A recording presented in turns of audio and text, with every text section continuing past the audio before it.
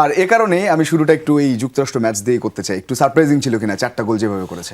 আসলে এত মার্জিন হবে সেটা এক্সপেক্ট ছিল না কারো, কিন্তু তারা ডিজার্ভ ইট। এবং তারা, আমি মনে করব যে ফার্স্ট 45 মিনিট যেইভাবে ফুটবল খেলেছেন এবং ডমিনেট করেছেন প্যারাগুয়েকে, যেই টিম কিনা আপনার অনেক দিন ধরে ম্যাচ হারেনি। তো আসলে তাদের এই জয়টা আসলে তাদেরকে ফিউচারে আরও বেশি বুস্ট আপ করবে। এবং তাদের যে পারফরমেন্সটা আমি স্পেশালি আমরা সবাই দেখেছি গতকাল, আজকে সকালে, তো আসলে এই জিনিসটা তাদের মানে ধরে রাখতে হবে। কারণ একটা টিম ওয়ার্ক, আপনার ওই টিমে কিন্তু দেখেন যে একদম একেবারে কোনো সিনিয়র প্লেয়ার নাই, তাদের average age I think 27।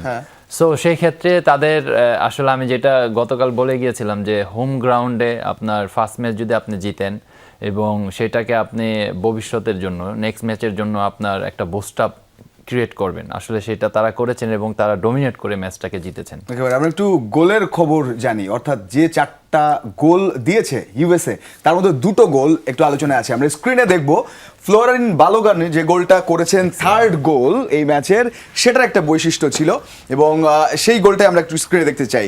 Strong foot তার ডান পা, কিন্তু এই যে গোলটা, থার্ড গোলটা, এটা বা পায়ের কিক দুজনকে কাটিয়ে তিনি করেছেন ম্যাচের 3য় গোল।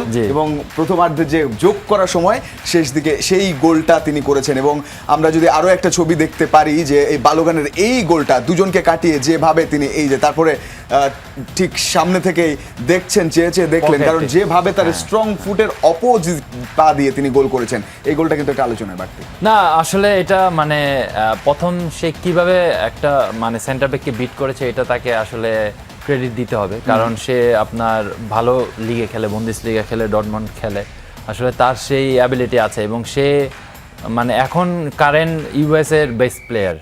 এবং সে দুইজনকে বিট করে বলটা যেই জায়গা দিয়ে আপনার যেই মানে কুইক করেছে, সে আপনার যখন ডিফেন্ডারটা আসছে, আসার সাথে সাথে কাট করে বলটা বের করে বাম পায়ে কিক করে, আসলে ভেরি কুইক করেছে দেখে আপনার গোলটা হয়েছে। যদি একটু লেট হইতো হয়তো বা ডিফেন্ডার এসে বলটা হয়তো বা ডিসপ্লেস করে দিত, কিন্তু তাকে ক্রেডিট দেওয়া উচিত। আসলে এরকম নাম্বার 9 প্লেয়ার যদি একটা টিমে থাকে, ডেফিনেটলি ওই টিমের জন্য খুবই খুবই ভালো ব্যাপার। একেবারে। তো বালোগান বাজিমাত করেছে, মোনাকোর হয়ে খেলছেন, কারেন্টলি আর্সেনালের হয়েও তিনি খেলেছেন একটা সময়। আরেকটা গোল যেটা জোভান্নি রেইনা, সেই রেইনার গোলটাও আমরা যদি পরবর্তীতে দেখি, সেই গোলটা এখন পর্যন্ত বিশ্বকাপে মনে হচ্ছে যে বেশ একেবারে অন্যরকম, মানে আউটসাইড ফুট যে গোলটা আমরা বলি, এই গোলটা ট্রিভেলা গোল, আপনি নিশ্চয়ই বলতে পারবেন আরো ভালো করে। এই গোলটা তিনি করেছেন বেশ দূর থেকে এবং পায়ের